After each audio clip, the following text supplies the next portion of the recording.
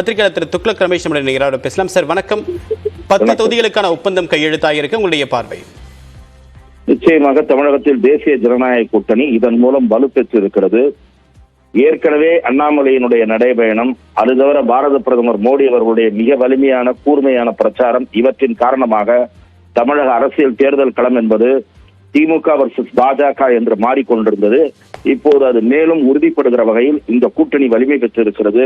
இதன் காரணமாக அதிமுக எந்த ஒரு பெரிய கட்சியினுடைய துணையும் இல்லாமல் மிக மிக சிறிய சொற்பமான பலமுள்ள கட்சிகள் மூலம்தான் 1-2 கட்சிகளை வைத்துக் கொண்டு தேர்தல் களத்தில் சில தொகுதிகளில் அதிமுக 3வது இடத்திற்கு இந்த தேர்தலில் தள்ளப்படுமானால் அது வியப்படைகிற செய்தியாக இருக்காது.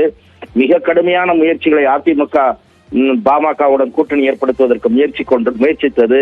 மாறி மாறி தூதுவர்கள் அனுப்பி கொண்டிருந்தது.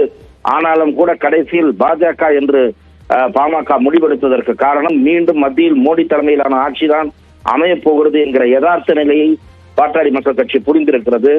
இன்னொரு வகையில் பாட்டாளி மக்கள் கட்சியினுடைய எதிர்கால நலன்களுக்கும் இதுதான் உகந்த முடிவு. 2026 தேர்தலில், சட்டசபை தேர்தலில் தமிழக அரசியல் கூட்டணி ஆட்சியை நோக்கி நகர்வதற்கு இந்த முடிவு நிச்சயமாக பெரிய அளவில் உதவி செய்யும். உங்களுடைய கருத்துக்களுக்கு மிக்க நன்றி திரு ரமேஷ்.